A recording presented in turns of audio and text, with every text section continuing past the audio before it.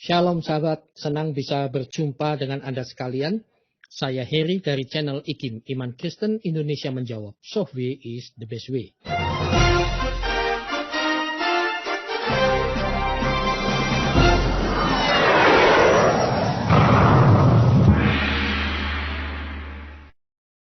Saudara, keputusan sidang MKC yang begitu menyita waktu, tenaga, perhatian, bahkan dana sudah diputuskan. Apa saudara? 10 tahun. Tentu pihak sebelah bersorak-sorai ya. Tetapi saat ini kalau kita shock dalam arti kaget, kalau saya jamin ya, umat Kristen tidak akan ada demo. Saya yakin. Dan tidak ada yang mencak-mencak, tidak ada yang ngutuk-ngutuk. Yang Kristen benar ya. Tetapi kalau toh kita berkomentar dan lalu kita terus berjuang, itu demi keadilan sosial bagi seluruh rakyat Indonesia. Kenapa saudara? Karena ada pembandingnya. Kecuali tidak ada pembandingnya. Kecuali kasus yang sama, yang lain 15 tahun, MKC 10 tahun, yang lain 7 tahun, MKC 10 tahun, it's okay. Nah ini shock dalam arti betapa menyedihkannya Indonesia. Dan ini adalah fakta. Betapa menyedihkannya Indonesia. Nah, saudara, beberapa saat setelah setelah keputusan sidang, saya berhasil langsung mewawancarai salah satu penasihat hukum MKC. Kita dengarkan bersama. Sidang MKC sudah diputuskan dan langsung saja direct kepada A1, yaitu penasihat hukum Bapak Muhammad Kaji, yaitu Saudara Martin Lukas Simanjuntak. Shalom Pak Martin, bagaimana shalom selama ini yang tentu sangat menyita waktu, tenaga Anda dan konsentrasi Anda? Keputusan saat ini Pak. Kalau masalah itu Pak, ya panjang ya ceritanya Pak ya, nggak mungkin kita bisa jelaskan saat ini. Saat ini saya cuma punya waktu singkat dan hanya ingin mengabarkan kepada teman-teman bahwa vonis terhadap saudara kita Pak Aceh sudah dijatuhkan oleh Majelis Hakim Pengadilan Negeri Ciamis dengan vonis 10 tahun penjara. Ya, Pak Aceh dinyatakan bersalah dan terhadap hal-hal yang meringankan tidak ada yang dianggap meringankan. Bahkan terhadap sama sekali tidak ada Pak.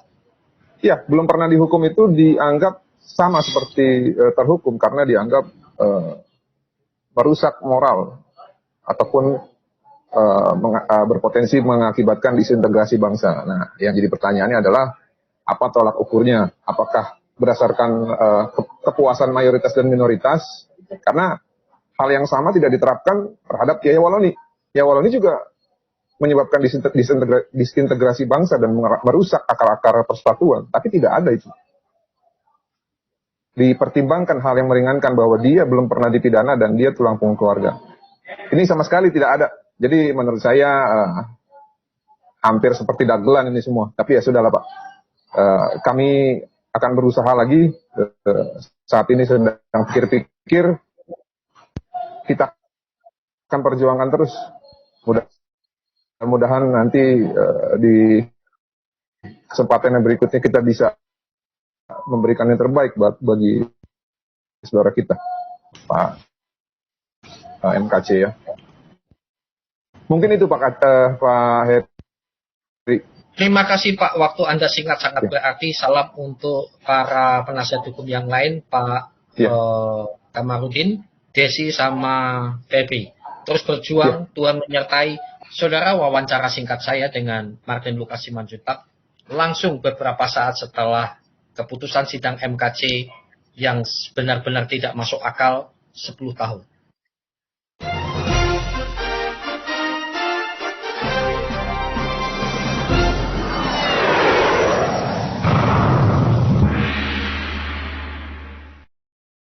Iya, saudara, itu tadi wawancara singkat saya dengan penasihat hukum MKC ya, Bapak Martin Simanjuntak. Ya, saya tahu betapa menguras tenaga dan lain sebagainya, dan saya tahu betul karena saya dan MVP secara khusus dari Askri ya menjadi saksi ahli di sana. Saya tahu waktu, tenaga, dan seterusnya. Saya baru sekali saja itu 10 jam. Wih, luar biasa. Itu baru saya. Baru yang lain dan bagaimana. Oke. Kenapa saya berani mengatakan bahwa keputusan ini tidak masuk akal. Bahkan tadi Martin Simanjuntak mengatakan, wah ini kayak dagelan saja ya. Kayak lawakan saja. Ya betul saudara, aneh bin ajaib. Kenapa? Seperti yang saya katakan saudara, ini seperti kenapa demikian? Ya karena kita punya pembanding saudara ya. Kita punya pembanding. Mari kita lihat pembanding kita. Kita lihat saudara, pembandingnya. Mari, saya sudah ada siapkan presentasi. Baik. Ini saudara ya, pembanding kita. Sangat-sangat aneh. Keputusan sidang MKC 10 tahun. Nah, ada yang menarik lagi nih. Rupanya Nandar itu saya nggak tahu dia cari muka atau dia lagi bingung mukanya mau taruh di mana.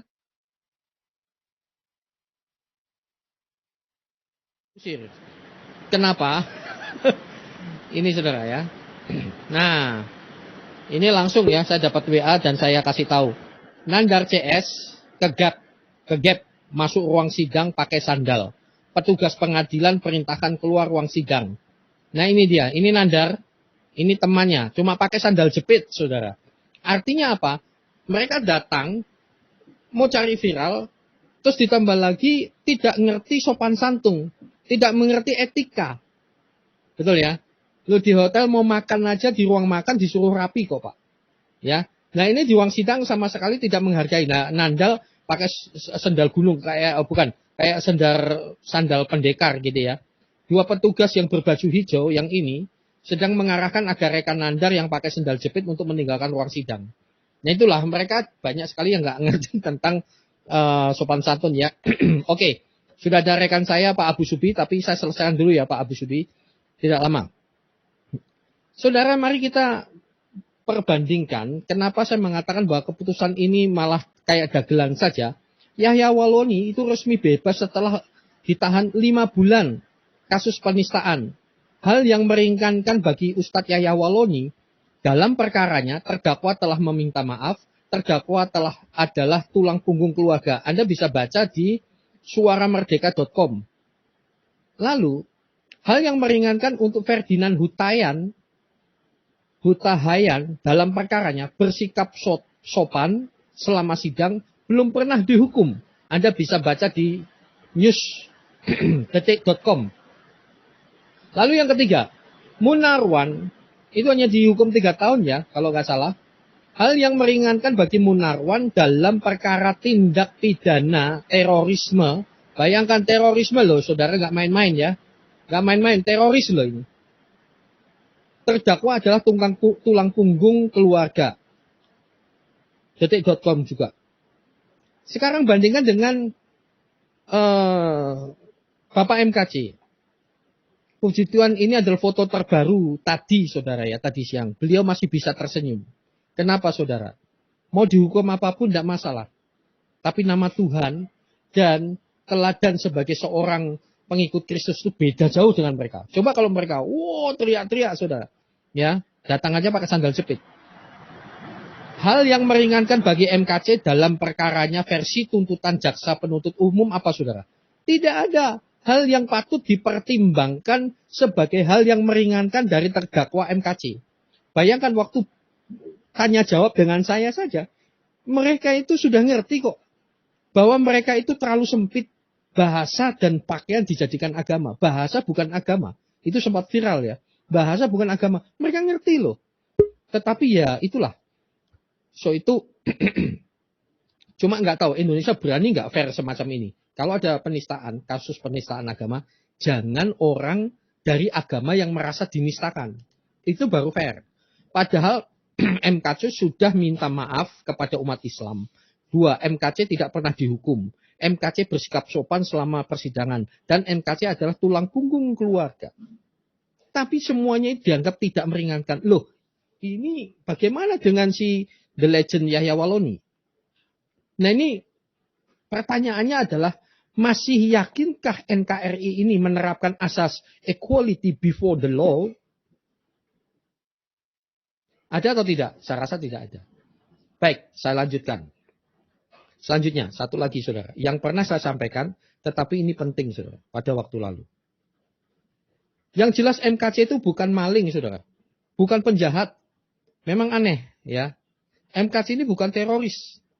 Datang di demo dan seterusnya. Sementara kasus teroris itu tidak di demo. Dan tuntutannya segini saudara. Belenger waktu baca. Wah, lihat ini. Sampai Taliban nih. Datang.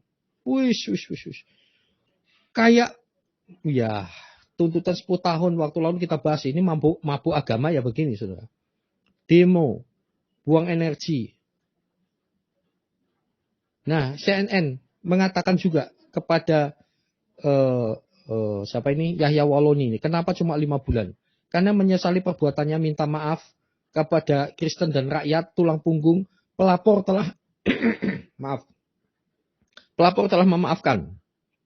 Nah, padahal kasus-kasusnya Yahya Waloni itu jelas-jelas dia penistaan, penghinaan tingkat dewa itu saudara. Saya berani katakan begitu ya. Oke, sekarang versus dengan MKC. Loh, saya bukan orang hukum ya saudara, tetapi mari kita main logika saja. MKC belum pernah kasus kriminal, bukan residivis, dan bukan orang yang pecat dari TNI, bukan tulang punggung keluarga. Sesuai budaya ketimuran telah beberapa kali meminta maaf kepada umat Islam dan rakyat Indonesia. Dan telah dimaafkan oleh siapa saudara? Representasi umat Islam, yaitu Kiai Haji Kholil Nafis sebagai ketua MUI Pusat, lalu Kiai Haji Aim Zainuddin sebagai ketua pimpinan cabang NU Bogor, Kiai Haji Aim Zainuddin wakil ketua MUI Bogor, dan Kiai Haji Otong ketua MUI cabang Pangandaran. Ini representasinya loh saudara, nggak dipakai saudara. Sementara Yahya Waloni, oke lanjut, lihatlah 5 bulan versus 10 tahun. Apakah dia bohong? Siapa bohongi siapa? Saya aneh ya, JPU mengatakan tidak ada yang meringankan. Nah, ini kebohongan-kebohongan mereka tuh mudah sekali dibongkar. Saya sudah membahas ini Adi Armandus, tidak saya bahas lagi. Betapa pembohongan publik dari para ustadz-ustadz abal itu jauh lebih banyak. Oke. Lihat saudara. Oke, saya tidak perlu tausiah. Tetapi yang masuk akal saja. Baiklah, sudah ada rekan-rekan yang ada di backstage. Luar biasa, terima kasih untuk semuanya ya. Ya, itulah yang terjadi saudara ya. Sebentar. Kenapa ini tidak? Baiklah, telah hadir Abu Subi Al-Jamil. Shalom Abu Subi. Dan juga sahabat saya Kang Nurul. Shalom. Ya, shalom. Shalom, ya. Selamat sore semuanya. Baik, Pak. Bisa dengar ya? Saya lagi di jalan nih. Oh iya. Kalau bisa dinaikkan sedikit. Ya, silakan. Sebentar, ini saya lagi pakai HP ya, jadi agak kecil mungkin. Iya. Jadi ini memang terbukti sama seperti kasus Ahok. Cuman kasus Ahok tuh yang belain banyak, kalau MKC kan sedikit. Iya. Ini adalah pesanan dari RI2, Pak. Oh, Pak, hati-hati loh. Ini data atau apa? Faktanya A bintang, Pak, udah. Sorry? MUI dan RI2, Pak. MUI dan RI2. Iya. Apa loh, ini MKC kan bukan pejabat. Kenapa dan bukan orang politik? Kenapa kok begitu pedulinya itu mereka? Karena suaranya MKC lebih galak daripada pejabat, Pak. Karena walaupun tidak ada kepentingan politik ya? Iya. Justru malah apa yang diungkapkan MKC itu memang fakta. Dan mereka terlalu malu untuk mengungkapkan fakta. Terlalu malu, Pak. Jadi mohon maaf ya. Memang selama RI2-nya masih di situ, jangan harap ada keadilan buat minoritas. Jangan harap, mimpi. Mohon maaf ya. Karena semua itu dari sejak awal, semenjak beliau itu di situ, itu sudah jelas sekali jejak digitalnya itu sudah sangat kentara ya. Jadi mohon maaf aja, memang tujuannya memang membungkam. Walaupun ya saya juga tahu bahwa apa yang dikatakan MKC itu memang ada semua dalam kitab mereka.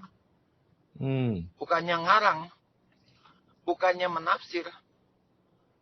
Dia hanya membacakan. Dan dilengkapi juga dengan tulisannya. Dan itu dari Kemenak. Jadi memang sudah benar-benar suatu dendam yang diubun-ubun, Pak.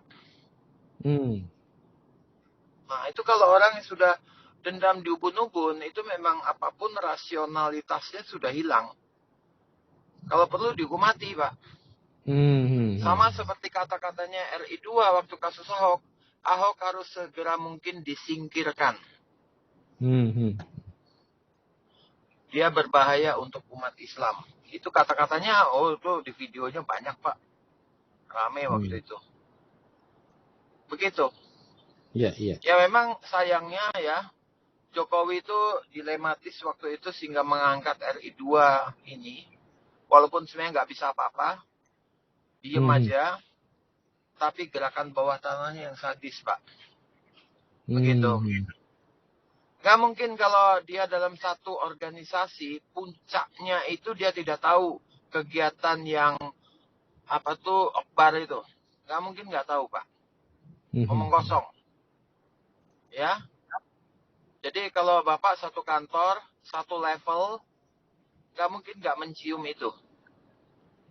Jadi waktu tempo hari Akbar ditangkap, dia bilang, kami sampai kebobolan, kami nggak tahu apa-apa. Itu it's a bullshit. Ya, dongengan sebelum tidur. Nah, MKC dihukum maksimal nih Pak, 10 tahun. Memang jangan berharap keadilan, Pak. Jangan berharap.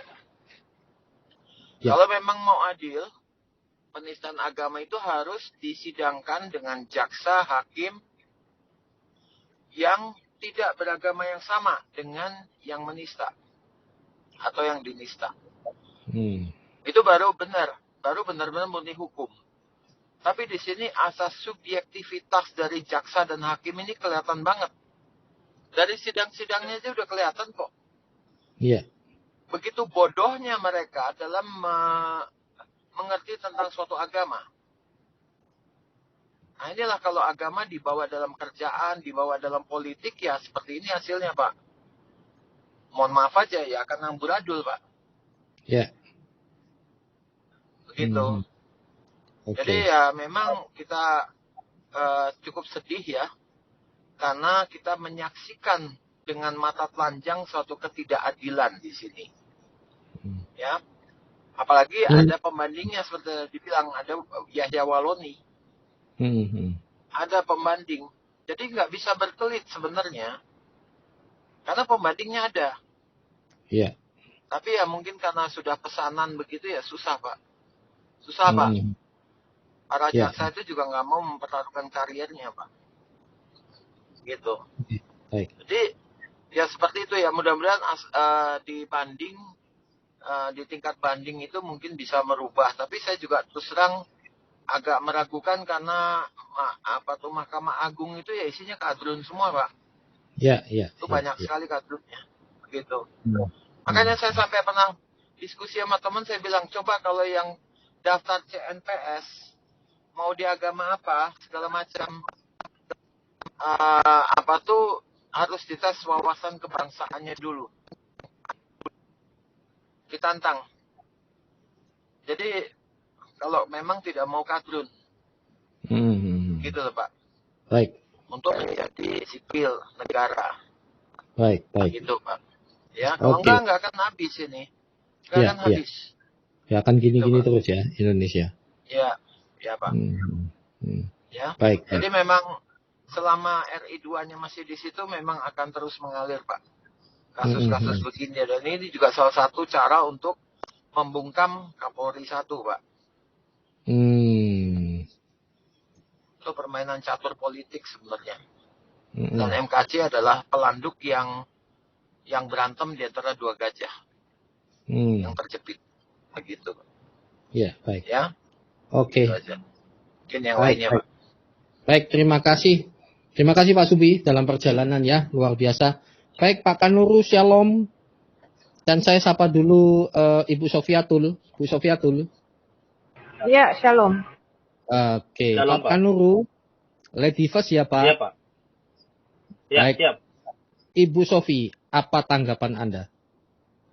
Ya, sebenarnya yang Pak Abu Subi katakan tadi kita semua sudah tahu lah. Itu sudah rahasia umum. Jadi tidak mungkin kalau tidak ada dana di belakangnya. Nah, pesan saya hanya satu untuk apologet Kristen. Jangan cuma berani. Karena yang kita tangani ini bukanlah person. Melainkan satu organisasi. Tapi juga harus smart. Ya, harus cerdas.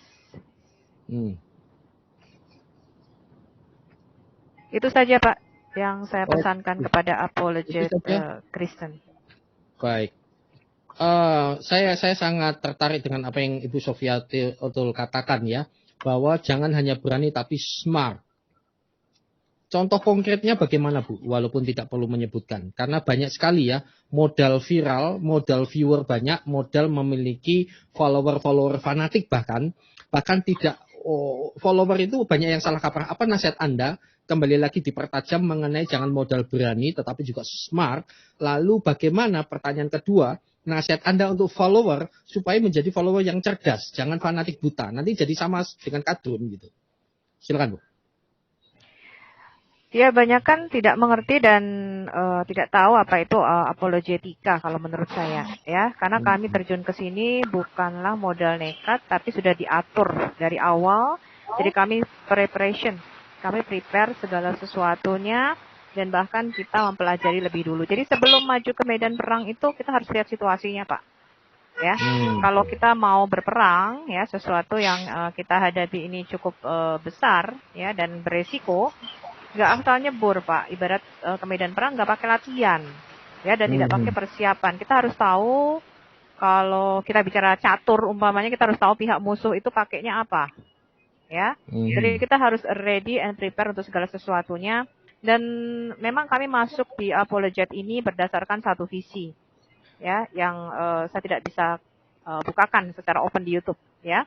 Itu hanya internal saja. Tetapi bahwa kalau tanpa pimpinan Tuhan, jangan sekali-kali Anda masuk ke dunia apologet. Ya. Karena dunia apologet ini ibarat pion, ya. Kalau pasukan di depan, mati duluan. Jadi Anda tidak boleh salah langkah satu step pun, you must be smart, you must be bold, ya. Bukan saja berani, Anda juga harus smart, Anda harus cerdas, ya. Karena yang kita hadapi itu kadrun, ya. Yang kita hadapi itu Anda tahu para penista, ya, dan penghujat. Jadi kita nggak main-main. Dan organisasi yang ada di belakang mereka. Ya, tanpa kekuatan dana itu nggak mungkin, Pak. Ya, kalau hanya person per person itu tidak mungkin. Ya, nah, yang kedua sih buat saya pribadi ya, saya mendorong terus dilakukan regenerasi ya, apologet baru. Tidak perlu takut, teman-teman. Kita harus siap sedia memberikan pertanggungjawaban dengan segala resikonya. Ya, tidak satu pun penindasan pedang, kemiskinan, kelaparan yang akan memisahkan kita dari kasih Kristus. Ya, jangan pernah takut. Ya, saya mendukung Pak KC ya dengan semua yang beliau lakukan. Ya, ibarat kita berperang, jangan pernah kita tunduk bow down ya kepada musuh, teman-teman. Karena apa yang kita lakukan itu adalah kebenaran. Kita menyuarakan kebenaran. Dan tadi seperti Pak Abu Subi sudah katakan, memang apa yang dikatakan oleh Pak KC itu semuanya ada di dalam kitab mereka sendiri. Ya. Karena sudah terbuka, mereka menjadi malu sehingga mereka mencoba memprovokasinya dengan segala macam cara ya. Bahkan ya kita lihatlah yang paling ditakuti siapa? Yang paling ditakuti Pak KC ya, karena apa yang beliau sampaikan ada di dalam kitab-kitab mereka dan sudah terbuka ini, teman-teman. Ya, banyak yang sudah muslim-muslim yang sudah sadar bahwa apa yang mereka ikuti itu keliru ya. Tetapi tugas kita adalah yang paling penting bagi apologet muslim adalah membentengi orang-orang Kristen sendiri dari dilakukannya pemualafan. Jadi kalau kalian melihat gerakan-gerakan daripada muslim, itu pemualafannya, pemurtatannya itu besar-besaran karena mereka didukung dana, ya. Sedangkan kita gereja harus bersatu, teman-teman. Tinggalkan dulu semua keegoisan kita, bersatu, kita bawa the true gospel, kita bawa Injil sampai ke pelosok-pelosok Indonesia melalui channel media sosial ini, ya. Dari Sabang sampai ke Merauke, sampai ke Papua, ke Sulawesi, ke NTT, ke NTB. Ya, karena pemurtatan yang mereka lakukan masuk sampai ke desa-desa. Tetapi dengan apologet ini saya rasa kita harus membentengi iman anak-anak Tuhan sendiri untuk tahu bahwa Allah yang kita sembah bukanlah Tuhan negeri Mekah pemilik Ka'bah, ya. Dan kita harus tahu bahwa kita menyembah Allah yang berbeda. Kita menyembah Allah yang kita kenal, ya. Kita bukan menyembah Allah yang tidak kita kenal. Nah, orang Kristen harus mulai mengerti dan menyadari ini, dan kita mulai bukakan nih apa yang berbeda. Ya, di dalam Quran mereka sudah mulai menyadari tokohnya sama, kisahnya kok berbeda. Ya, bahkan Muslim kesulitan menjawab ketika saya tanyakan apakah tokoh-tokoh di dalam Quranmu itu tokoh sejarah apa tokoh dongeng. Mereka kesulitan menjawab, ya, karena menurut mereka sekalipun dongeng mereka tetap harus beriman. Ya, jadi mereka sebenarnya sadar ya bahwa tidak mungkin satu story, satu kisah tokoh itu bisa punya dua cerita yang berbeda dan mengaku dua-duanya berasal dari Allah. Ya, sudah pasti yang satu asli original, yang satunya palsu. Ya, sehingga ketika saya tanya menurut kamu itu tokoh sejarah apa tokoh dongeng, mereka tidak bisa jawab. Ya, karena sudah terbuka teman-teman, mereka sudah mulai menyadari, ya, bahkan mereka mengatakan, oh ini ada dua Imron, ada dua Harun, ada dua Maryam, ada dua Musa. Kenapa? Karena sudah pasti yang satu asli, yang satu palsu. Ya, saking malunya, begitu banyaknya kesalahan sejarah yang sudah kita bukakan, mereka menutupinya dengan cara seperti itu. Tetapi jangan khawatir dan jangan takut, pergerakan ini seperti bola es yang akan terus-menerus semakin membesar. Ya, Indonesia akan tahu bahwa ada satu yang asli dan satu yang palsu. Ya, kita tidak perlu takut teman-teman, terus maju, ada harga yang harus kita bayar. Ya, tetapi kita tidak bodoh. Ya, jangan pernah bertindak bodoh, karena jalur penginjilan itu ada 3. Ya, teman-teman ya. Nah, apa yang kita lakukan ini adalah jalur yang paling di depan. Jadi Anda harus very careful ya. Anda harus sangat berhati-hati, jangan bodoh, be smart ya. Kitalah yang ditakuti oleh Muslim ya. Muslim mencoba membelokkan dengan berbagai isu. Kenapa? Karena mereka takut akan apologet Kristen. Ya, mereka takut. Sudah terbongkar kitab mereka, sudah terbongkar, semakin lama semakin terbongkar ya, satu persatu. Apa yang menjadi klaim Muslim sudah terbongkar ya. Quran asli mereka nggak punya ya. Quran tertua zaman Umayyah ya sudah terbongkar. Doa Al-Fatihah merupakan doa Kristen Ortodoks Syria sudah terbongkar ya. Banyak sekali yang terbongkar teman-teman melalui media sosial ini ya. Dan kita terus berkarya, jangan pernah takut. Saya mohon untuk anak-anak Tuhan seluruh Indonesia, terutama gereja-gereja ya. Kita sangat tahu teman-teman, gereja pasti tidak mendukung secara keseluruhan, apalagi sinode. Jangan harap ya. Ketika kamu berapologetika dalam sistem ofensif seperti yang kita lakukan, jangan harap kamu pernah mendapatkan dukungan dari gereja atau sinode manapun. You walk alone. Saya sudah katakan berkali-kali, ya. You walk alone, jadi you must be smart, ya. Dan kau harus bisa membela dirimu sendiri, menyelamatkan dirimu sendiri. Sebab kalau kamu ibarat kamu mata-mata, ya, film Mission Impossible tuh lo pernah ingat ya teman-teman ya? Mission Impossible, kalau kamu ketangkap, ya, maka kami tidak mengenalmu, ya. Gitu teman-teman, ya. Jadi you walk alone, you must be smart, ya. Tapi kamu harus memberikan dampak yang luar biasa atas Indonesia ini. Amin.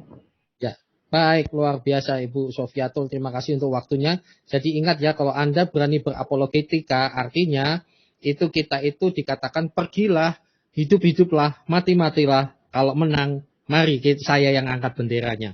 Itulah yang kita lakukan. Dan saya memberikan batasan di sini ya, bahwa konten saya hari ini bukan konten untuk mempersilakan debat. Jadi maaf, ini bukan kami kebakaran jenggot, Oten bukan kebakaran jenggot, tetapi kalau kalian malah mengatakan bahwa kami kebakaran jenggot, tidak terima dan seterusnya, mestinya kalian yang malu ya, terutama kadun-kadun. Malu sekali. Jelas-jelas di mata, jelas-jelas di depan mata, ketidakadilan, kok bangga? Kok bangga gitu loh. Kenapa? Pembandingnya jelas. Tadi yang itu baru sebagian kecil ya, antara Munarwan, kemudian apalagi The Legend of penistaan, yaitu sang bergudul, yaitu Yahya Waloni, dibandingkan dengan MKC. Kamu baru dikatakan begitu aja udah yang kebakaran jenggot malah kebalik. Nah sekarang lagi bersorak-sorak itu, yang di RT 6 ya. Mestinya malu sekali. Tidak masalah MKC mau dihukum berapa, tetapi kalau betul-betul itu keadilan sosial bagi seluruh rakyat Indonesia. Percayalah, sikap Kristen beda sekali. Dan itu udah jelas. Dan menurut saya malu sekali ya kalau merespon Anda salah begitu. Baiklah, Tuhan berkati. Langsung Pak Kanuru, Shalom. Pak DN3, Shalom Pak DN3, saya sapa ya. Pak Kanuru silakan. Ya, Shalom Pak.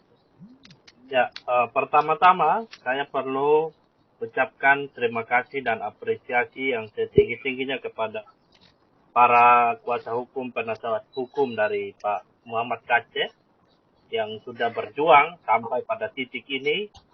Mereka tetap berjuang meskipun tidak begitu banyak orang yang tahu seperti apa perjuangan mereka.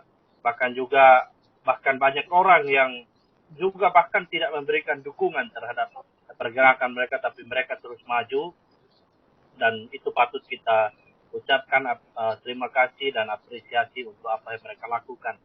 Dan hal selanjutnya adalah tentu apa yang berlaku terhadap MKC ini sungguh sangat mengecewakan. Meskipun memang kita sudah tahu dari awal bahwa keputusan pasti mengecewakan, karena memang kalau kita lihat kasus dari Pak Muhammad Kaceh, dari sejak awal sudah terlalu banyak ketidakadilan yang kita lihat, bagaimana ia dipukuli. Baru beberapa jam tiba di Bariskim itu sudah dihajar begitu rupa.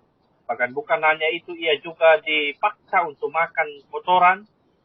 Tetapi kasus itu sampai sekarang kejelasannya seperti apa dari pelaku yang membuat Pak Kaceh babak belur, kasusnya tidak kedengaran sampai sekarang.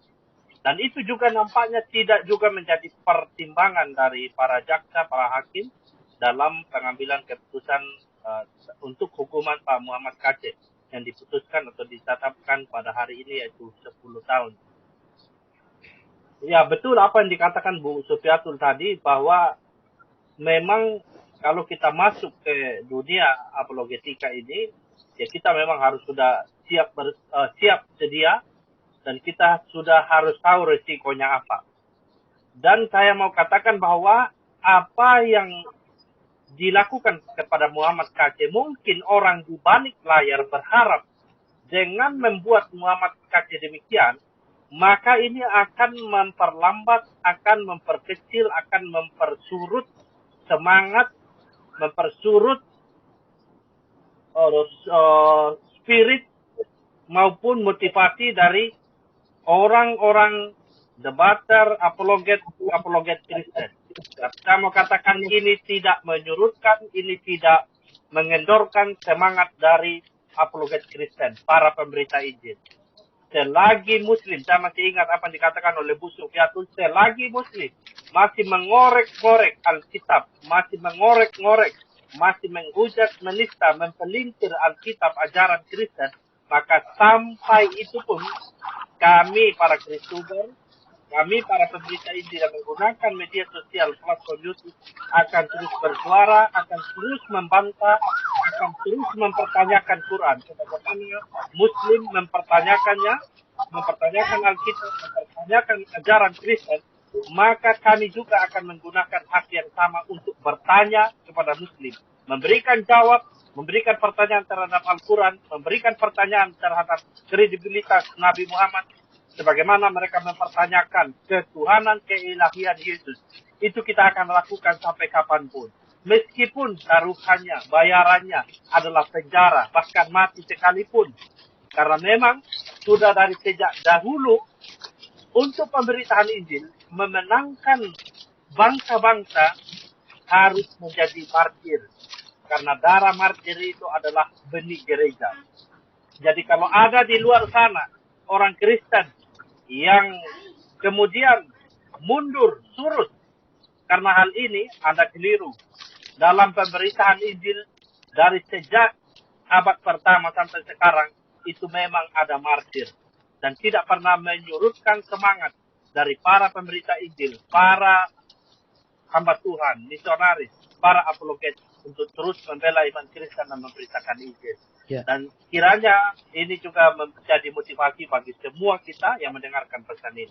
Demikian Pak Jenderal, dan kita doakan keluarga dari Pak Muhammad Kaceh tetap dikuatkan, diberi penghiburan oleh Tuhan. Oke, luar biasa, dahsyat. Terima kasih Pak Kanuru. Dan untuk yang ada di backstage, silahkan menjawab dulu salam saya di private chat ya. Oke, Pak DN3 lalu Happy Damima. Salam Pak DN3. Ya, salam. Selamat sore semua yang ada di room gitu ya, sama di live chat. Iya. Nah, hari ini kita belum melihat kejelasan-kejelasan hukum ya. Tapi saya ingin mengatakan bahwa kenapa kita dipandang orang dengan hukum seperti ini menjadi diskriminasi ya. Banyak penegak hukum kita yang melakukan diskriminasi.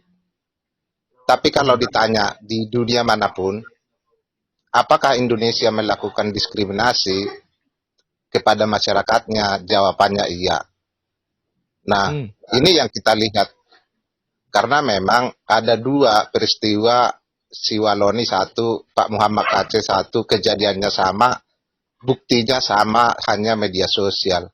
Tapi kan kita melihat hal ini terjadi kepada Pak Muhammad Aceh.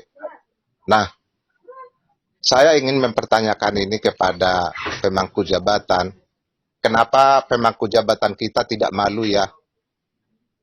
Sebangsa kita besar seperti ini dialamatkan dengan diskriminasi, dialamatkan dengan rapor merah dalam hukum, tetapi kita melihat hakim kita, jaksa kita itu gagah gitu ya.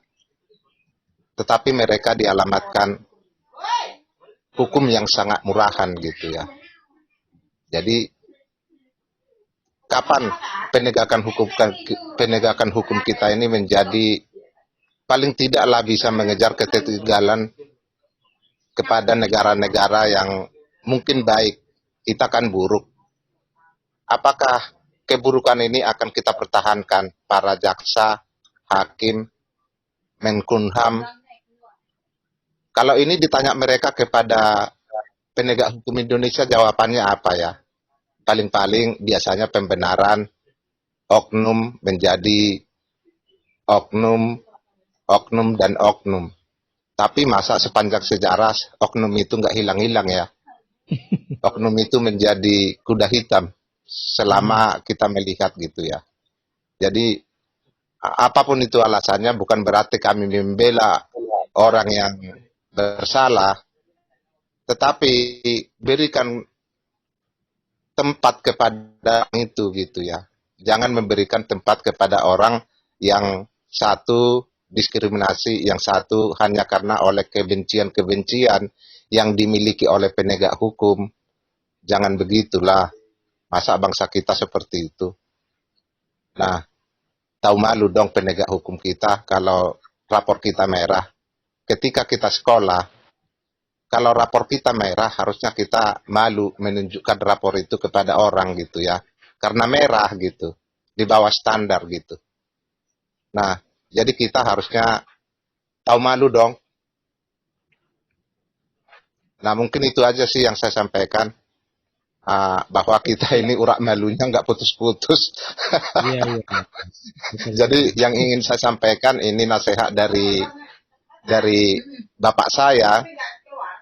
Orang yang makan daging babi panggang pasti pintar. Terima kasih. Oke, ditutup dengan apa hubungannya ya, pasti pintar ya, karena oke, baik. Terima kasih Pak DN3. Sekali lagi saudara, ini bukan kebakaran jenggot, tetapi keputusan yang sangat menyedihkan untuk Indonesia ya. Anda yang menyetujui ketidakadilan ini ya saya maklumi, karena kan susah untuk diajak bicara dan mikir secara logis gitu ya. Sangat sulit sekali. Baik, di sini ada Happy Damima, Jo, lalu Baik Suci, lalu nanti konklusi mulai dari Ibu Sofiatul dan selanjutnya. Happy Damima. Shalom. Halo, shalom. Ya, silakan Happy Damima. Apa kabar? Iya. Kalau menurut kabar saya baik Pak, puji Tuhan, luar biasa baik. Itu semua karena anugerah Tuhan yang luar biasa dalam kehidupan saya. Kalau saya tanggapi, saya kan baru masuk, jadi saya tidak tahu latar belakangnya apa. Jadi saya mendengar tadi keadilan. Jadi sebenarnya di bangsa dan negara Indonesia yang kita tempati ini, salah satu referensi yang menengah itu yaitu hukum. Seharusnya secara hukum kalau ketika memang ada pelanggaran atau salah, ya kita harus menghukumnya sesuai dengan undang-undang dan juga Pancasila, gitu.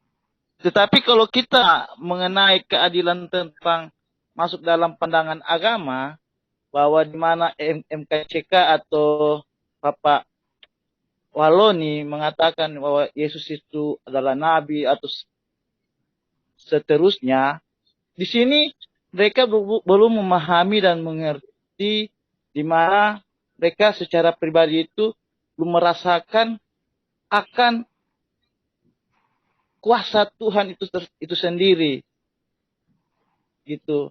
Di dalam firman Tuhan mengatakan dalam Yohanes pasal 13 ayat 13, di situ sudah disampaikan bahwa Yesus itu adalah Tuhan. Sebenarnya kalau kita akan memahami dan mengerti secara kekristenan di dalam Alkitab, itu sebenarnya itu kita harus memahami dengan iman kita, iman percaya kita. Tetapi kalau masalah problema dari Bapak MKCK dengan Yayang Waloni ini, mereka kalau saya melihat belum mengerti, belum memahami. Kalau di bahasa kita itu sota. Sota itu artinya sok tahu gitu. Gitu. Sok tahu. Ya, Jadi kalau kita memiliki ilmu sedangkal, jangan pernah mengkritik sesuatu yang kita tidak memahami dari latar belakang. Gitu. Dari latar belakang, dari Alkitab sendiri. Karena kalau kita memahami latar belakang, itu kita harus melihat dari tekstual dari sejarah-sejarah kuno. Begitu. Kita harus melihat dari latar belakang sejarah-sejarah yang ada. Kalau kita berani mengkritik sesuatu, gitu. Kalau kita tidak memiliki pandangan atau paradigma yang dangkal, saya rasa itu sok tak dia, Pak. Sok tahu, gitu. Ya. Atau juga ingin cari popularitas, gitu saja. Kalau baik. pandangan saya. Terima kasih. Baik, memang itulah yang kita hadapi ya, yang sota itu, so tahu itu. Happy Damima, saya yakin Anda punya pengetahuan tentang eksegesa tekstual, sejarah dan seterusnya, tapi itu bagikan mengajari unta bersiul kalau untuk di sana. Tetapi tidak apa-apa, ajari saja karena di netizen ini kan banyak yang lihat dan banyak yang bisa mengikutinya. Luar biasa. Saya salam dulu Pak Edis TV, Bu Uti, Baik Suci. Shalom semuanya ya. Baik ke Baik Suci dulu ya, Pak Edis. Mohon sabar, Ibu Uti. Baik Suci, silakan. Halo. Ya, saya ingin mengomentari dari sisi hukum ya. Ya, baik, silakan. Perbedaan waktu vonis antara Yahya Waloni dan si MKC kan gitu. Nah, kalau dalam kasus Yahya Waloni, dia sendiri mengakui ya, di dunia hukum. Kalau dia mengakui, dia memperingan vonisnya kan gitu. Sedangkan MKC ini mengakui dalam arti dia menista ya, bukan dalam arti dia mengakui kalau secara teologi. Kalau dia mengakui secara teologi salah, berarti dia akan kembali ke Kristen kan gitu. Nah, kalau MKC ini dia kan malah tidak menunjukkan ajaran kasihnya itu, malah dengan bangganya kan gitu. Makanya dia divonis 10 tahun. Bedanya itu. Nah, makanya dia pantas dihukum 10 tahun, bahkan lebih karena dia kan di persidangan tidak mengakui kalau dia itu menista kan gitu. Beda dengan Yahya Waloni. Islam ya, Dia mengakui kan gitu. Tunggu dulu, Pak. Bentar. Tunggu. Enggak. Bapak Muslim atau bukan? Kalau bicara soal hukum, Bapak ngerti hukum enggak, Pak? Halo? Saya di-mute admin ini, Pak Heri. Dan di-mute. Saya disuruh jawab, malah di-mute ini gimana? Tunggu, Pak. Saya mau tanya, Bapak lawyer atau bukan? Ya. Oh ya, itu sudah menjadi hukum, dasar hukum, bahkan anak kuliah hukum. Bapak lawyer atau bukan? Bahkan anak kuliah pun. Oke, saudara, ini ngawur, saya rasa kadrun, jadi tidak ada gunanya ya. Saya mau bicara dulu Pak Heri, sebentar Pak Heri. Oke, Coba diklarifikasi dulu. Coba diklarifikasi. Ada yang feedback ini suara siapa? Bahwa Pak Muhammad Kaki itu sudah ada yang feedback. Memberi ya, sebentar, maaf. Nurul.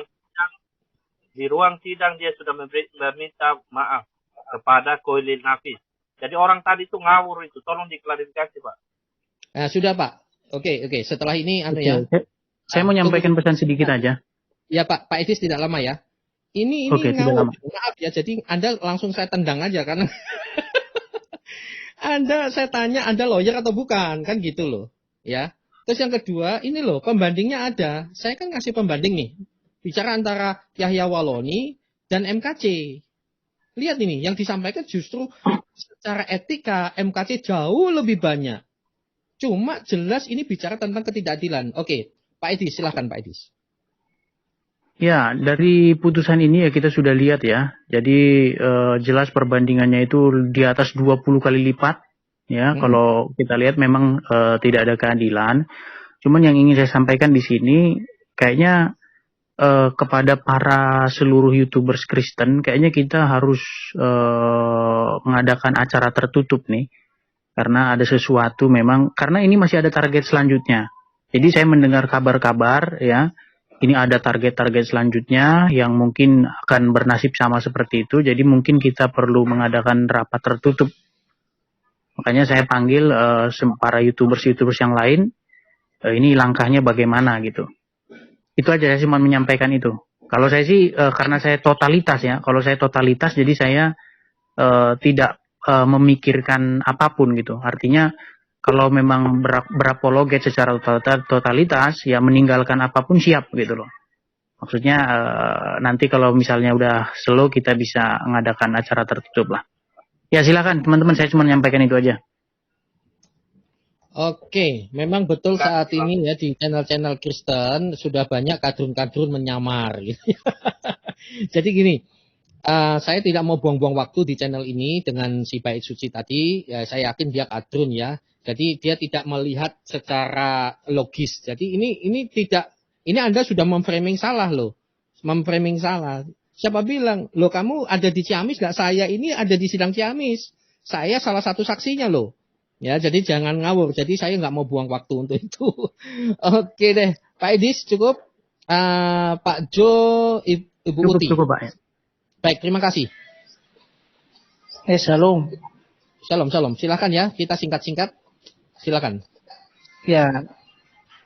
Ya kalau menurut tanggapan saya ya memang hukum di Indonesia ini ya sudah nggak sudah nggak adil gitu. Masa si Waloni yang nggak pernah ngasih link, tidak pernah diskusi sama orang Kristen, pokoknya dia mau monolog saja kan, gitu. Dia di masjid monolog gitu, membahas Bible, Alkitab gitu. Bahkan dia bilang palsu itu kan. Sementara Pak KC dia kasih link bukan monolog, dia kasih link gitu. Bahkan berdiskusi sama orang-orang Muslim gitu yang punya channel. Jadi kenapa kok sama-sama kasusnya bisa penistaan kok beda hukuman gitu kan? Ya ini sudah aneh ini hukum di Indonesia ini gitu.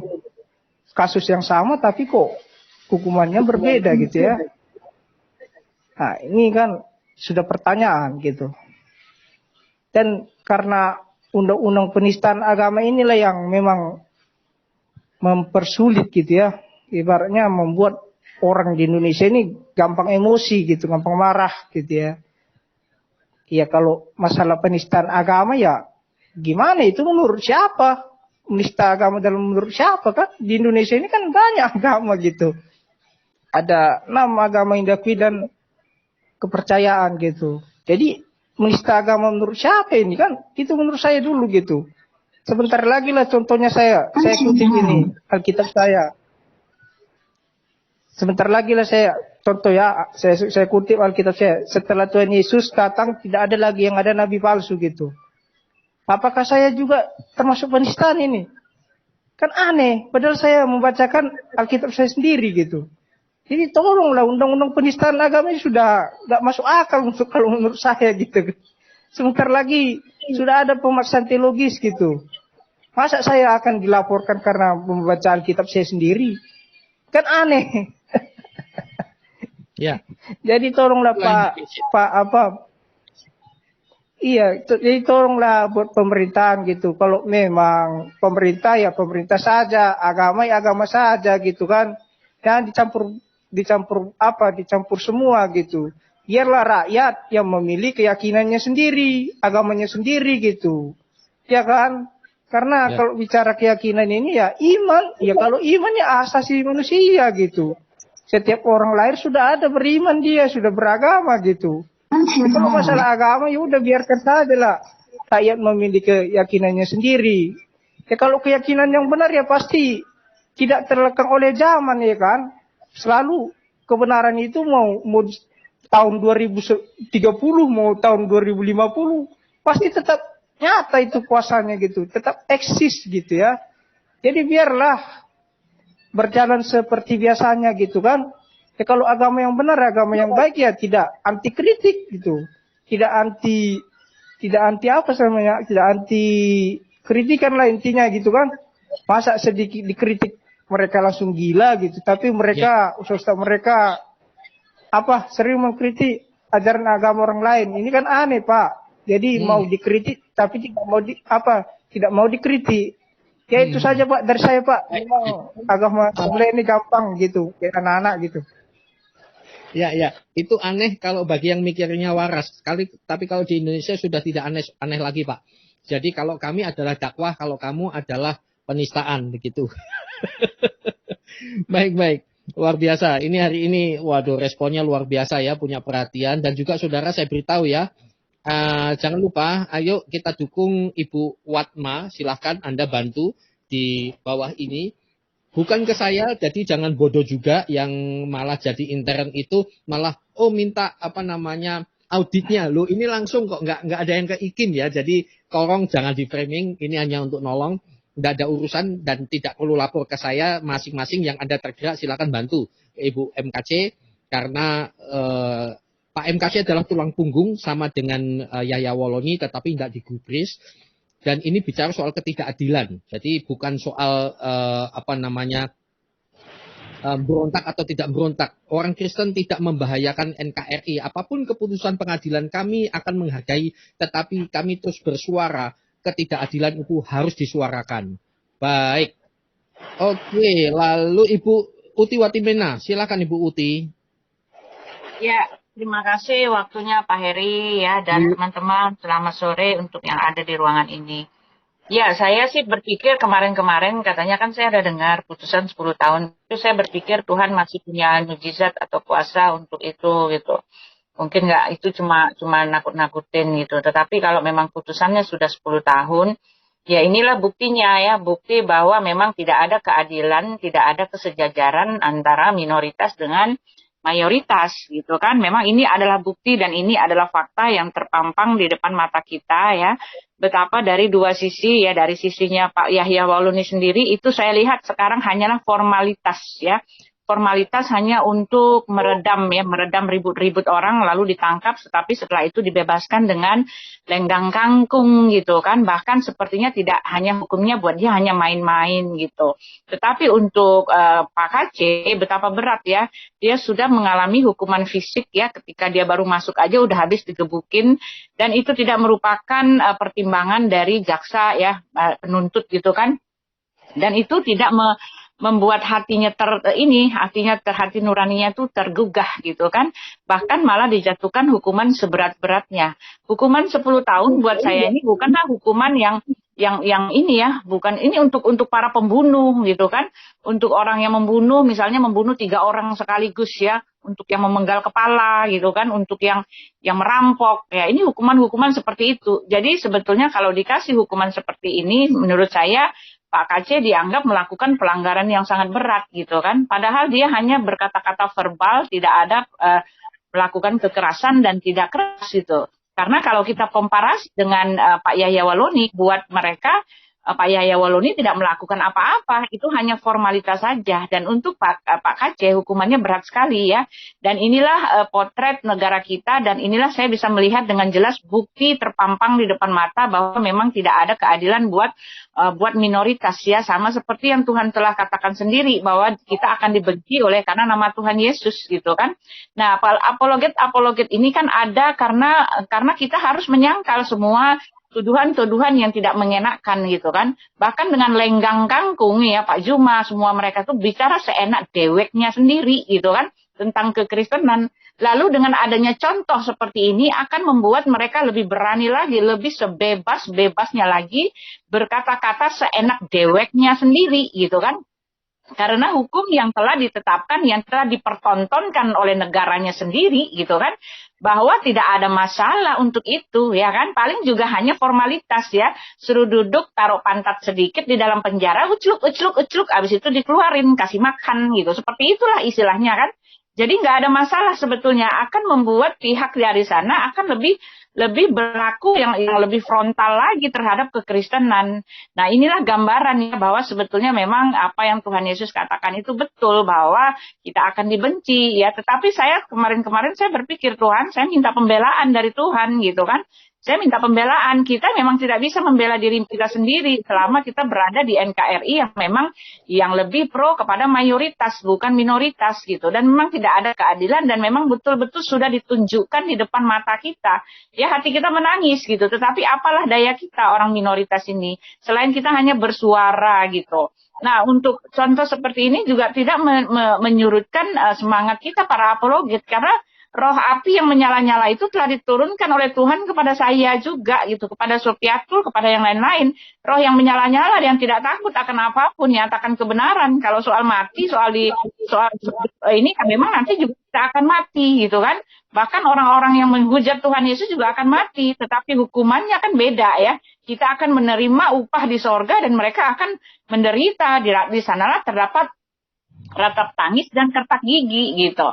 Jadi masalahnya sekarang, marilah kita berdoa untuk negara kita dan untuk para pembesar seperti Pak Jenderal Ikim yang masih bisa bekerja. Yang ini, mari kita nyatakan suara, ini nggak adil gitu. Kalau boleh naik banding ya, kalau nggak bisa ke mahkamah internasional. Ketidakadilan ini harus dilihat gitu. Ini sudah bicara tentang HAM kalau menurut saya. Bukan lagi bicara tentang hukum iya atau tidak, tetapi tentang hak asasi manusia yang sudah udah ditindak gitu loh, ini udah masalah hak asasi gitu loh. Karena bagaimana mungkin keduanya melakukan hal yang sama, bahkan yang di sebelah sana justru lebih jahat gitu. Ya, karena dia memang murni menghujat, memang murni dia melakukan penghujatan, pelecehan dan penghinaan, tidak semata-mata ditujukan untuk ilmu atau yang lainnya, memang menghujat gitu kan. Nah, kalau Pak Kasih beda lagi. Pak Kasih kan memberikan pengetahuan lalu dia membuka ayat dan memberikan edukasi. Nah, tetapi dipandang ini lebih berat ya, memberikan edukasi, yang memberikan pandangan gitu kan, ini lebih berat daripada orang yang memang mau menghujat, mau melecehkan gitu loh. Jadi istilahnya memang kita ini sudah digebukin, kita minta pembelaan tambah ditonjok gitu. Itu saja masalahnya. Iya kan, kasihan sekali Pak Kasih menderita. Saya menangis untuk ini. Dan inilah potret Indonesia di mana orang-orang minoritas memang tidak bisa mendapatkan keadilan seadil-adilnya, karena memang hukum sepertinya tidak berlaku untuk orang-orang minoritas seperti kita gitu. Nah, yang bisa kita lakukan ya bersuara, dan kita hanya meminta pembelaan dari Tuhan. Tolonglah gitu kan. Tolonglah Tuhan gitu. Dan untuk teman-teman apologet ya, marilah kita mencari melihat pelajaran ya, mengambil pelajaran dari hal ini semua ya. Iblis atau singa-singa itu mengaum di mana-mana, sedang mengintai kita gitu. Kita sedang diintai, sedang dipantau, dan kita sedang ditunggu-tunggu kejatuhannya. Setelah jatuh tinggal diketok, lalu dikebukin, diikat, masukin penjara gitu saja. Sedih banget sih Pak, kalau mau ngomong sedih banget ya. Terima kasih Pak ya. Oke. Ya itulah faktanya ya. Faktanya kita edukasi Bu, tapi bagi mereka penistaan. Memang karena cara berpikirnya terbalik-balik. Oke, baik, langsung saja kepada Abraham, Joe dulu ya. Joe Abraham CIA baru Abu Sofyan. Silakan Joe. Ya memang hukum ya selalu memang hukum di Indonesia ini memang sudah tidak adil kalau bagi untuk minoritas ya. Karena sudah terpampang nyata itu kasus yang dialami oleh Pak KC dan siapa itu si Walonia. Sudah beda itu hukumannya gitu. Padahal kasusnya sama kan. Bahkan Waloni ini tidak ada diskusi sama orang Kristen gitu kan. Dia seenak udelnya ngomong di masjidnya itu. Ya kan? Alkitab palsu lah bla bla bla katanya. Tidak ada diskusi atau menanyakan itu sama orang Kristen. Beda dengan Pak KC gitu kan. Pak KC kan memberikan link gitu. Dia diskusi sama orang Muslim itu, channel-channel Muslim gitu. Jadi sudah berbeda ini hukumannya gitu kan. Aneh terkadang kalau menurut saya gitu. Kasusnya sama tapi hukumannya beda si Waloni. Sekarang sudah enak menghirup udara segar dia kan. Pak KC yang masih begini saja gitu. Waduh, kok dari perbandingan dua kasus ini, wah, bagaimana hukum di Indonesia ini kan? Ya inilah bobroknya karena undang-undang penistaan agama. Undang-undang penistaan agama menurut siapa ini kan? Inilah kita kalau kita pikir gitu. Biar diperjelas ini untuk siapa penistaan agamanya ini gitu. Sebentar lagi lah saya mau ngomong atau mau tulis Alkitab saya di Facebook atau di Instagram saya. Setelah Tuhan Yesus tidak ada lagi nabi, yang ada nabi palsu. Apakah saya ditangkap gitu? Kan aneh. Padahal saya kutip itu Alkitab saya gitu. Ada yang bilang nanti kamu menista saya katanya. Apanya yang dinista saya kasih itu ayat Alkitab saya gitu. Jadi yang benar lah dulu ini undang-undang penistaan agama menurut siapa kan? Karena kan di Indonesia ini ada nama agama sama kepercayaan gitu kan. Jadi yang betul lah ini. Sudah konyol ini undang-undang penistaan agama menurut saya sudah dipaksakan gitu. Biarlah rakyat memilih keyakinannya sendiri gitu. Mau dia bertahan, mau dia apa itu urusan rakyatnya itu tentang agamanya gitu. Karena agama ini kan ranah privasi. Itu HAM gitu, asasi manusia gitu. Jadi janganlah pemerintah ikut campur masalah agama ini gitu. Ya hukumlah pemerintah lah gitu. Ini seakan-akan agama ini sebagai alat gitu, eksploitasi gitu ya. Agama ini kayak ibarat suara pemilu gitu, suara terbanyak gitu kan. Siapa agamanya yang suaranya banyak dia diikuti. Itu kan aneh gitu kalau menurut saya gitu. Padahal Indonesia ini berjuang ya bukan hanya satu agama tertentu, banyak agama lain untuk berjuang untuk Indonesia ini merdeka gitu kan. Masa saya dianggap kelas 2 gitu di negara saya sendiri yang saya lahir di sini gitu kan. Ini aneh. Saya berpajak, saya segala macam gitu. Hak saya seharusnya diikuti pemerintah ini. Katanya kebebasan dalam beragama gitu kan. Tapi apa gini? Aneh memang pemerintah ini. Teman sekarang ya itu saja Pak menurut saya Pak. Terima kasih luar biasa. Nah, langsung ke CIA Papua. Shalom CIA Papua. Iya, shalom. Selamat sore.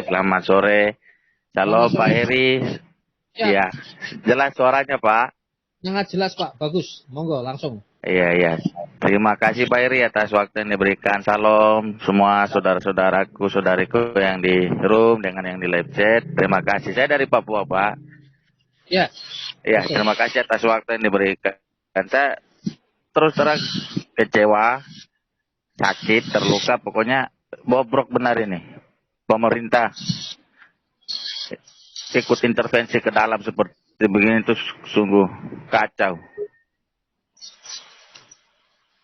Kok bisa seperti ini, keadilan seperti ini ya. Ini semakin terang benderang kita di Papua mau menyuarakan tanda kurung ini. Kalau seperti begini terus. Saya mau serukan untuk semua, kalau kita yang ada di Papua ada nonton, mari kita bangkit lawan kadrunisasi seperti ini. Bangkit Papua. Itu aja Pak. Terus terang ini hati ini, jantung berdebar-debar ini, marah besar ini, kecewa betul ini. Terima kasih Pak atas waktunya.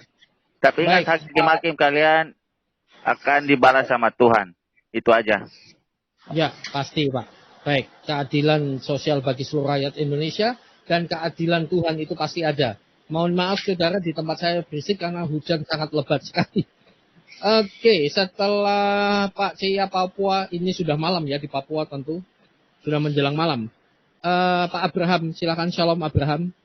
Shalom, selamat malam di Papua. Selamat sore di Mexico. Selamat malam, selamat malam Pak. Ya. Bagian barat. Ya, salam untuk semua di room ini. Siap. Ya, kalau saya bisa nangis itu mungkin ya nangis ini ya. Jadi, tapi saya teringat ketika orang-orang Kristen yang ada pada mula-mula ya menghadapi ketidakadilan ketika itu mereka diberikan dihadapkan kepada singa, dimakan, ditombak, ya dijadikan gladiator. Dan itu mereka menyanyi, ya, menyerahkan semuanya kepada Tuhan, ya. Memang tidak bisa apa-apa, ya. Apa yang bisa kita buat, tapi kita menyerahkan ini kepada Tuhan, ya. Dan saya juga tahu bahwa ini sebenarnya kesalahan dari sejak kita tahun 1990 itu, mereka itu sudah mencanangkan untuk memasukkan orang-orang mereka ya ke dalam institusi-institusi yang penting seperti pengadilan, lalu kemudian ke eksekutif dan yudikatif DPR, legislatif. Nah, jadi mereka lah yang menentukan warna merah atau putihnya hukum di Indonesia ini, ya. Itu sebabnya kalau kita sekarang melihat ini, maka apa yang harus kita kerjakan? Yang selama ini sebetulnya tugas gereja itu adalah bersatu, ya, sejak dari awal bersatu, ya, jangan berantem. Dan kalau melihat hal ketidakadilan atau hukum-hukum atau apapun yang terjadi di masyarakat, harusnya bersuara, ya, bersuara, ya, seperti PGI, ya, gereja-gereja juga. Jangan diam, karena ini juga akhirnya akan menimpa semua gereja. Nah, itu sebabnya ya kita sekarang ini tindakan kita apa? Yang pertama ya, kita menyadari bikinlah anak-anak kita pintar ya. Bikinlah kita anak-anak kita pintar. Seperti sekarang ini Pak Terawan ya bisa berprestasi, berinovasi ya. Begitu juga kita menghendaki supaya teman-teman yang pintar-pintar ini ya masuk di semua lini ya kehidupan ini, sehingga bisa menentukan bagaimana kasih Kristus itu dinyatakan. Lalu yang kedua ya, ya Kristen harus kompak ya, harus kompak, harus satu suara ya kalau bisa gitu. Dan pilihlah partai-partai penguasa ya, partai-partai yang membela Tuhan ya, yang dalam keadilan mau hidup membela Pancasila begitu. Lalu kemudian juga kita ya harus dalam hal ini tindakan kita ini sekarang ya, tindakan kita sekarang ini kita membalas ketidakadilan bukan dengan perang, tetapi membalas ketidakadilan ini dengan memenangkan jiwa, berjuta-juta jiwa di Indonesia, ya kita udah melihat ini, ya adanya 3 desa dimenangkan ya di Malang Selatan. Itu adalah suatu menggugah iman kita untuk terus kita menginjil. Jadi kita menginjil, kita memenangkan, kita berusaha untuk ya seperti amanat Tuhan Yesus mengatakan menangkan, ya menjadi saksi Tuhan, menangkan Indonesia. Itu yang bisa kita lakukan saat ini. Dan ya kalau kita berdoa untuk MKC, saya yakin Tuhan akan menguatkan. Masih ada jalan ya, banding ya. Kita banding ya kalau perlu. Dan mengadukan kepada HAM internasional. Saya rasa itu Pak. Terima kasih, Tuhan Yesus memberkati. Baik, Tuhan memberkati, luar biasa. Terima kasih Pak Abraham ya. Langsung langsung ke siapa ya, karena saking banyak ini. Oke, Pak Abraham, Abu Sofyan. Shalom Abu Sofyan. Halo. Salam Pak, salam. Silakan Ya. Pak, langsung. Jadi gini teman-teman, memang sih kasusnya sama, hanya saja kan perlakuannya perlakuan yang berbeda ya. Yang satu lenggang-lenggang, yang satu lagi terancam seperti Pak MKC. Padahal banyak youtuber Muslim juga yang menghujat Yesus Kristus ya. Contohnya mereka mengatakan Yesus adalah nabi yang lebih rendah dari Muhammad. Jelas suara saya, Pak?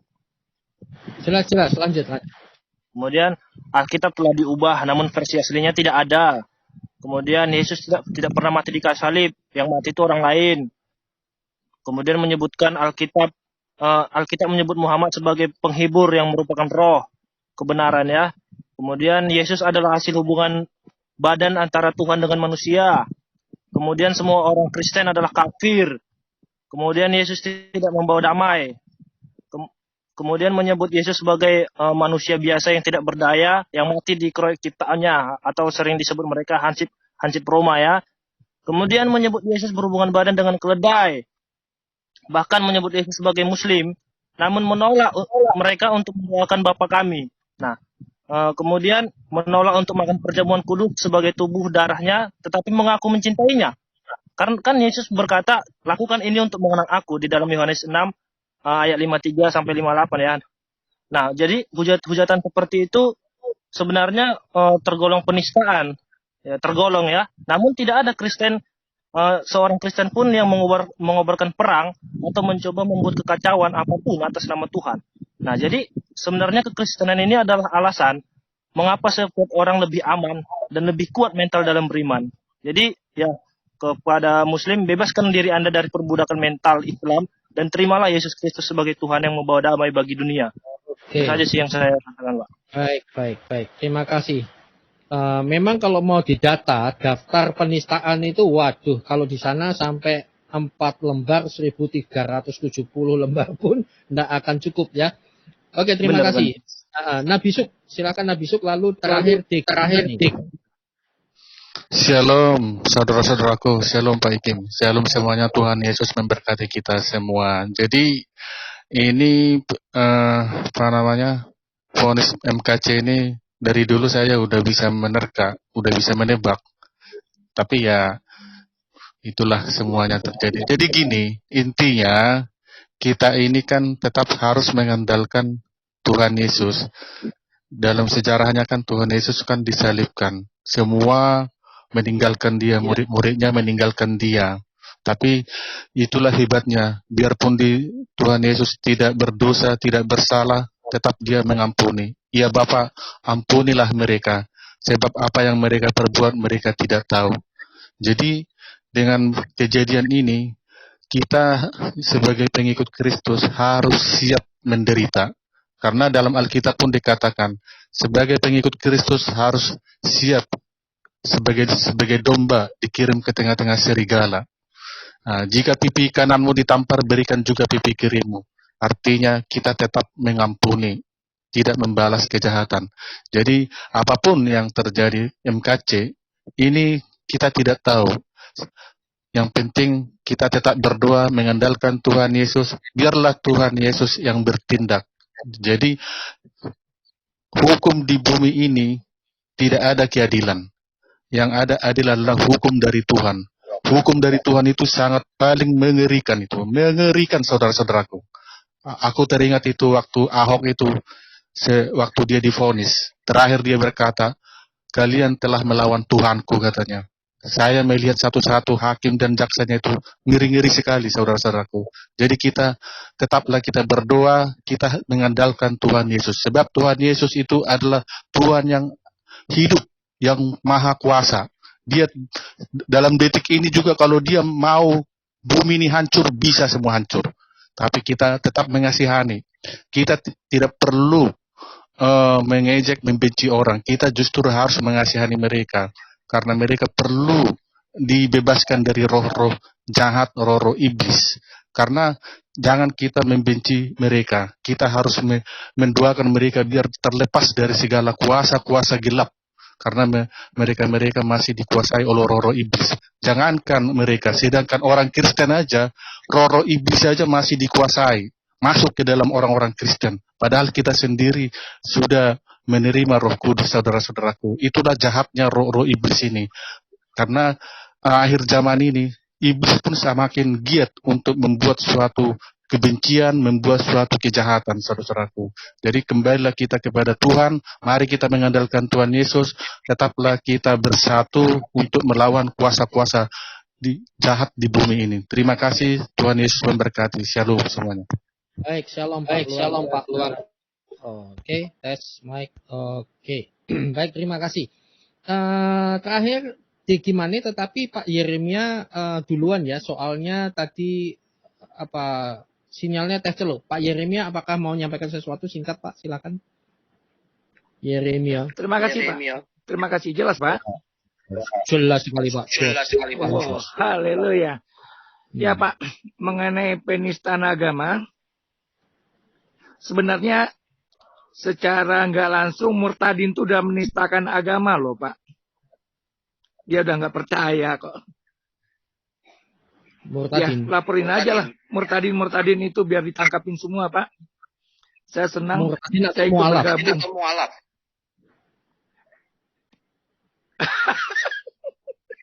Saya bingung Pak. Mualaf kalau kita tidak mualaf tidak ini loh Pak, tidak yang jadi murtad ini kan berarti tidak mengenal itu lagi Muhammad. Oh iya. Saya. Lanjut. Kan tidak mengenal lagi, penistain banget tuh Pak. Itu lebih menista lagi. Pak. Harus dilaporkan ya, semua. Itu aja Pak. Singkat, padat dan jelas Pak. Haleluya, Tuhan memberkati. Haleluya. Terima kasih Pak, Tuhan berkati Pak. Baik, Degimane, silakan Degimane. Selanjutnya nanti kita akan mendengarkan closing statement dan arahan dari Ibu Sofiatul Al-Hayat Indonesia ya. Khusus untuk para Kristuber, apologis, juga para follower Kristuber terutama. Silakan Degimane. Shalom, selamat malam. Selamat sore ya, selamat sore. Kalau di sini masih selamat sore. Bagaikan MC Kus Hendratmo. Mantap. Selamat sore Pak Jenderal Ikim dan teman-teman semuanya. Kalau di balik putusan sidang pengadilan ini saya melihat keputusasaan dari pihak di sebelah. Keputusasaan itu terlihat bahwa ketidakmampuan berargumentasi secara akademik, secara ilmiah, secara argumentatif. Jadi ini adalah putusan sidang ini adalah putusan keputusasaan, bukan sekedar putusan pengadilan, tapi ini adalah putusan keputusasaan. Keputusasaan ya, wah menarik itu kayak judul lagu. Silakan Pak, lanjut. Kemudian barangkali teman-teman Kristen atau terutama teman-teman yang mempunyai kemampuan di bidang perombakan perundang-undangan dan pengadilan sudah sepatutnya menyuarakan mengenai khusus di pengadilan penistaan agama, mulai mensyaratkan instrumen netral di pengadilan penistaan agama. Misalnya, hakim bukanlah beragama yang dinistakan, atau bukan hakim atau anggota hakim bukanlah juga agama yang menista. Jadi kalau misalnya yang merasa dinistakan adalah pihak dari Islam, barangkali anggota atau hakimnya bukan beranggotakan atau berhakim hakim yang beragama Islam. Harusnya memang sudah mulai disuarakan itu khusus di pengadilan penistaan agama. Kemudian refleksi dari perjalanan persidangan MKC ini saya melihat sesuatu kerikil-kerikil, yaitu di sini diuji Kristuber untuk belajar tidak mengambil panggung untuk diri sendiri, panggung itu tetap kepada Tuhan kita yang berkuasa. Jangan mengambil panggung untuk pribadi. Jadi untuk yang saya sangat respect Bu Sofiatul dan teman-teman yang anonim. Saya respect sekali. Bukan berarti Pak Jenderal Ikem nggak ada peranan di situ, Pak ya. Saya juga respect Pak Jenderal Ikem. Tapi maksud saya, perhatikanlah bahwa perjalanan pengadilan sidang MKC ini banyak sekali orang yang mengambil peristiwa ini menjadikan itu aja di panggungnya mereka.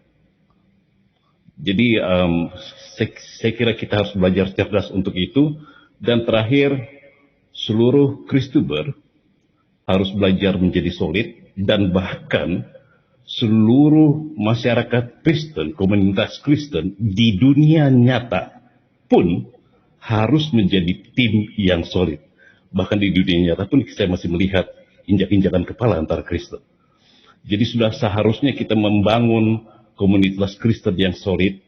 Ya, kita memang minoritas, tapi kalau minoritas dan menjadi solid, itu nggak ada yang bisa lawan. Terutama karena kita punya Tuhan yang berkuasa. Saya kira begitu, Pak. Tuhan memberkati kita semua. Oke, luar biasa. Terima kasih Pak untuk masukannya. Dan Tuhan memberkati sahabat sekalian. Sekali lagi perjuangan tidak berhenti, tetapi ayo tegakkan keadilan. Kalau kita bicara itu apa yang dimaksudkan. Kasih itu tidak bersukacita di atas ketidakadilan, tetapi karena kebenaran. 1 Korintus 13 ayatnya yang ke-6. Jadi kalau kita bicara, memberitahukan. Kasih itu bukan berarti ya diem saja. Tapi kalau ada yang nggak benar, ngomong. Disinilah gereja juga harus ngomong. Aras gereja juga harus ngomong. Tetapi banyak dunia Kristen yang sudah jengah dan juga kecewa dan juga rasanya tidak ada gunanya mengharapkan aras gereja atau komunitas-komunitas resmi yang direstui oleh pemerintah seringkali seakan-akan itu hanya corong politis dan lain sebagainya, karena ya itu tadi seperti impoten rasanya. Karena itu mari kita lakukan segala sesuatu dengan benar, dan apapun yang terjadi kita tetap melakukan firman Tuhan, yaitu apa saudara? 2 Timotius 4 ayat 2, beritakanlah firman, siap sedialah baik atau tidak baik waktunya, nyatakanlah apa yang salah, tegurlah dan nasihatilah dengan segala kesabaran dan pengajaran. Dalam hal ini kita nggak usah saling salahkan satu dengan yang lain. Memang keadaan kita saat ini memprihatinkan ya. Ada senggol-senggolan antar intern, itu sangat menyedihkan. Ayo stop, mari belajar sama Askri. Askri bukan sempurna, tetapi paling tidak motonya ini sangat menarik sekali dan perlu dipegang.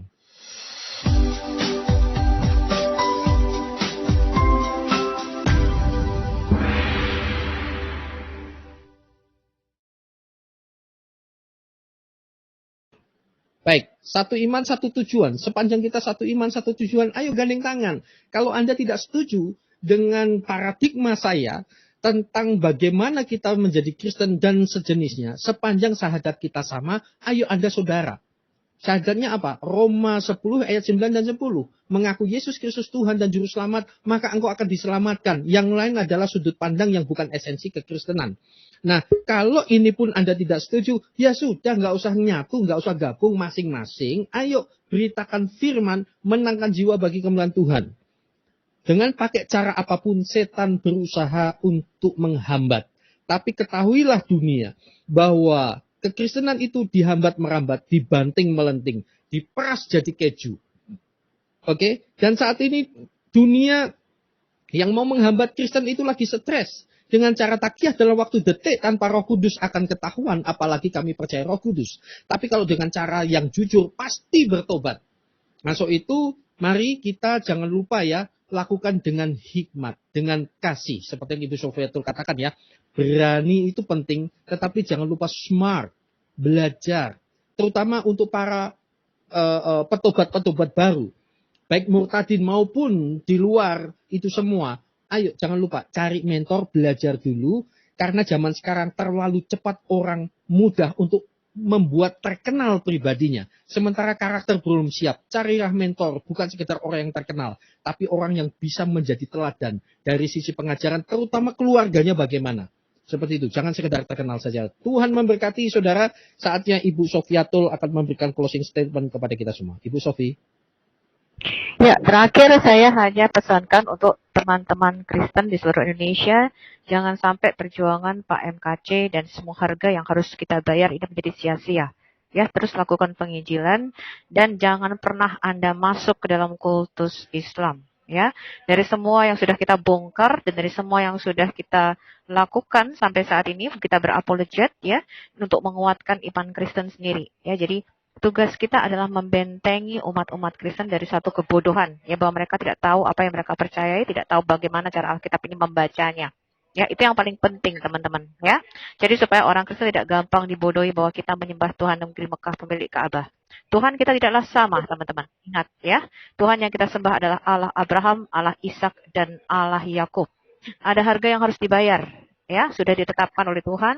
Jangan takut, teman-teman, dan jangan pernah kita menundukkan ya kepala kita, ya, jangan pernah kita menundukkan leher kita, ya, di tengah-tengah orang yang penista-penista, ya, di tengah-tengah orang yang menghujat. Terus memberikan jawaban, ya, terutama saya melihat Yonatan Nandar, Donditan masih terus membuat video-video yang menista, ya, exposing Christianity, katanya critiquing the Bible, ya, kita sudah membuat critiquing Islam and exposing the Quran. Dan kita sudah mengekspos apa itu Quran, kita sudah mengekspos apa itu Islam, dan kita sudah mengekspos apa itu Muhammad. Nah, kenapa di era internet ini mereka begitu ketakutan? Karena ternyata takia yang ditutup-tutupi ya selama 1400 tahun, ya tadinya mereka mengatakan, oh Alkitab satu tidak berubah sama di seluruh dunia, ternyata sudah dibongkar habis di era internet ini. Ya, inilah yang membuat mereka sangat marah, ya sangat marah. Ya, saya mengingatkan satu hal, teman-teman. Al-An'am 108. Nggak usah ngutik-ngutik Tuhan Yesus kami. Nggak usah ngutik-ngutik Alkitab orang. Nggak usah ngutik-ngutik Rasul orang. Ya, kalau kita melihat channel-channel Muslim, ya, mereka tidak pernah membahas Quran, tidak pernah membahas Islam, malah bahasnya Alkitab. Aneh sekali. Ya, kalau Anda lihat itu ustadz-ustadz, kenapa harus bahas Alkitab? Kenapa harus bahas kekristenan? Bahas aja Quranmu sendiri. Ya, bahas aja Quranmu sendiri, bahas aja agamamu sendiri. Nah, dari semua komen-komen yang saya lihat dari kaum Abdul, ya saya sudah melihat kapasitas otak mereka memang nggak ada otaknya, ya, memang nggak ada otaknya, ya. Mereka gampang ya tidak tahu mana data yang benar dan mana informasi yang keliru. Jadi tidak berlebihan kalau memang hasil sensus menunjukkan rata-rata EQ orang Indonesia adalah 87 di bawah gorila. Gorila aja 97. Ya, ini orang-orang Kristen, saya harap Anda tidak boleh hanya menghafal. Ya, menghafal itu sebatas gorila, teman-teman. Ya, EQ-nya rata-rata 87. Ya, gorila itu aja EQ-nya 97. Anda harus bisa mengerti apa yang Anda percayai. Ya. Nah, kemudian pesan saya yang kedua adalah kita tetap harus smart. Ya, kita tetap harus membuka dialog interfaith, ya, dan saya tidak akan pernah mengeluarkan ya perkataan saya untuk menista ataupun ya mengeluarkan kata-kata membalas fitnahan-fitnahan, karena saya percaya bahwa Tuhan Yesus kita itu kudus, ya, kita harus sempurna dan kudus seperti Tuhan kita, ya. Jadi kita sudah melihat apa yang dilakukan oleh apologet Muslim, ya, menista, menghujat dan sebagainya. Kita nggak boleh seperti itu, teman-teman. Ya, kita nggak boleh seperti mereka. Ya, sudah jelas mereka ini ajaran setan, ya, maka buahnya juga luar biasa penghujatannya, ya. Kalau menghujat dengan suara keras, lantang, pakai toa, ya, nggak malu mereka menghujat agama Kristen, agama paling kepo nih memang, ya. Terus-terus menghujat agama Kristen, terus-terus kepo tentang Alkitab kita, ya. Tapi kalau ditanya tentang Qur'annya melarikan diri, ya.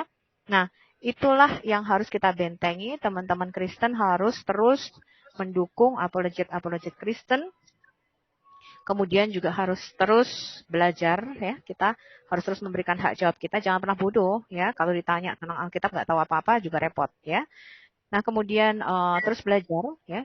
Jadi ketika kita berdiskusi dengan mereka, kita juga harus tahu, ya. Saya bersyukur saya mendapatkan banyak feedback bahwa teman-teman Kristen, karena kita tahu bahwa di gereja kita tidak mendapatkan pengajaran mengenai apa itu Islam dan siapa itu Muhammad dan apa itu Quran, saya mendapatkan banyak respon positif, ya, ketika mereka melihat video-video kami, mereka terus mengerti, ya, apa itu ajaran yang sebenarnya, yang selama ini mereka nggak tahu, karena di gereja kita nggak pernah berdiskusi tentang Islam, ya. Nah, inilah yang membuat saya terus berkarya untuk menyemangati teman-teman Kristen, ya, untuk tahu ini loh yang mereka percayai.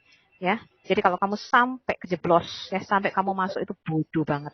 Ya, itu sebodoh-bodohnya orang adalah orang yang melepaskan keselamatan dalam Yesus untuk mengikuti ilah-ilah negeri Mekah. Ya, nah, saya peringatkan teman-teman Kristen terus belajar, terus dukung, dan jangan pernah takut. Salam damai untuk seluruh Indonesia. Oh ya, terakhir perkataan saya adalah saya sangat menghargai sekali semua tim Pak MKC, ya, Pak Komarudin Simanjuntak, kemudian Pak Martin dan semuanya. Anda adalah orang yang sangat luar biasa. Tuhan akan memberkati perjuangan kita, dan jangan pernah kita merasa perjuangan kita mentok atau sia-sia. Saya appreciate sekali untuk keluarga Pak KC, tetap Anda terus tegar ya, teman-teman ya. Kita nggak boleh loyo ataupun lemes ya. Kita sudah tahu kok, kita sudah tahu harga yang harus kita bayar. Jadi santai saja, tenang saja teman-teman ya. Jangan pernah takut. Maju terus, teman-teman Apologet Kristen Indonesia. Salam damai. Tuhan Yesus memberkati. Baik, luar biasa. Terima kasih Ibu Sofi atas closing statement-nya, saudara. Jangan lupa, kekristenan itu tidak membahayakan negara kita. Apa yang kami lakukan adalah memberitakan kabar baik. Dan juga berita tentang Injil itu adalah kebodohan bagi orang yang akan binasa. Tetapi sukacita dan keselamatan yang indah bagi yang mau menerimanya. Tuhan memberkati. Saya Heri dari channel IKIM, Iman Kristen Indonesia menjawab, Sofi is the best way.